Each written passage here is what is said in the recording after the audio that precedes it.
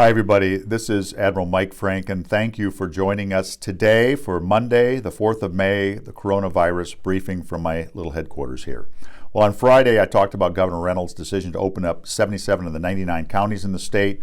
My intimation was that this was premature because the wave of badness regarding the COVID is yet to reach Iowa.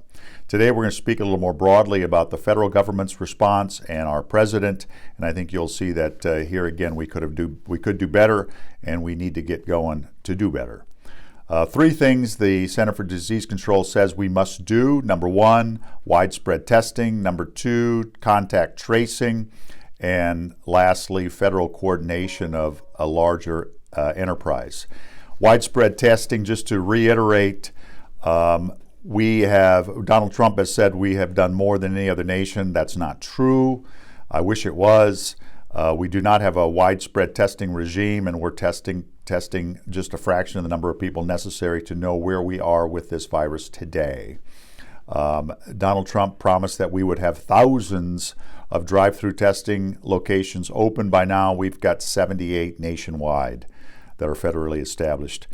So we didn't do so well on the first check. Number two, moving on, contact tracing, which means who did you see if you're potentially a carrier of the virus. Well, we've not done well in that regard. What you need to do is quarantine those who have been exposed. We don't know. We don't have the expertise. We don't have the software. We don't have the expertise necessary to track that. This is what really helped South Korea, for them to get on this quickly, far quicker than we did. Contact tracing, also the Chinese, and we are far behind. So here again, we failed, and we are now 0 for 2, as the president has mistakenly spoken. All throughout this process, just so you know, Senator Ernst has been humongously quiet, with the exception of a few laudatory exclamations regarding how well the president's doing. And lastly, federal coordination. Well, he gave states their own leeway with few federal guidelines. Ohio, Washington, New York State, California have done reasonably well. Other states, not so much. Certainly not the state of Iowa. And whereas the president failed to harness the strength of this country, well, the Defense Production Act, way behind the 8 ball in getting what the strength of this nation engaged on doing the testing and getting the PPE out and manufactured with the necessary numbers. The federal government has absolutely not been a central repository for purchasing of supplies and causing the states to do those, and even municipalities to do those on their own, and has been hugely wrong in first encouraging Georgia to open up and then backing off from that once Georgia has a breakout. That's not the leadership that we need. It's inconsistent messaging. It's emotional leadership versus being a steady hand on the tiller, as we say in the Navy.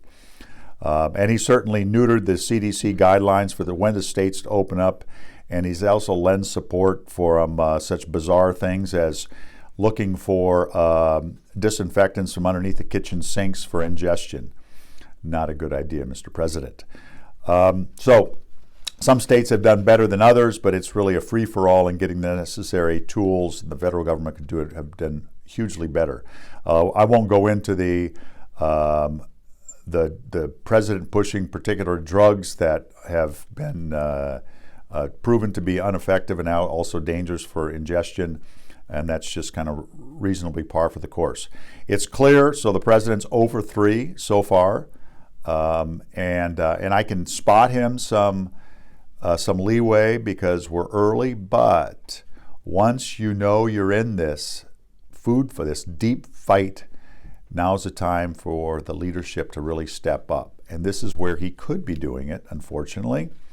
While this is going on, Joni Ernst is hugely silent, and even Senator Grassley has written a letter, but it's not much of a push to do things better.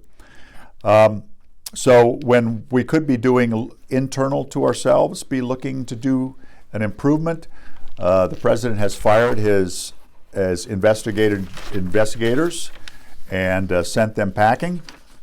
He has refused to provide witnesses to Congress across the aisle.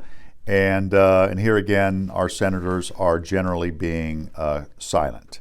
What's needed truly was a wartime president. And he kind of talks to himself like that's the case he is. But when you're a wartime president, you rally to reach what the demands.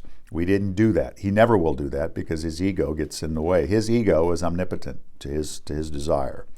So in quick review, we knew that China had a problem. I mean, DOD knew back in November. The federal government and the presidential decision memorandums, certainly in January, we could have gotten on this. We didn't. We're 40 days late, as the statisticians at CDC have said. We were penny wise, pound foolish in getting at this early.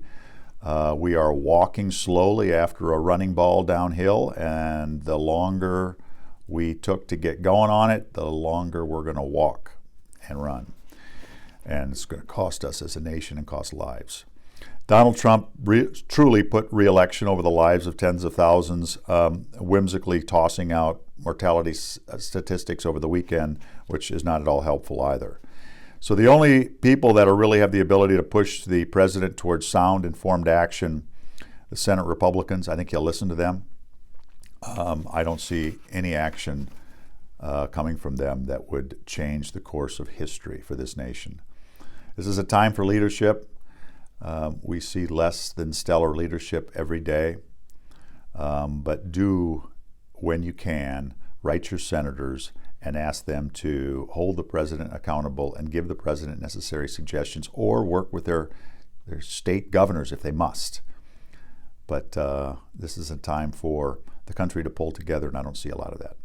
So best wishes to you. Look forward to our afternoon talk tomorrow, and I hope to have better news for you all. Thank you.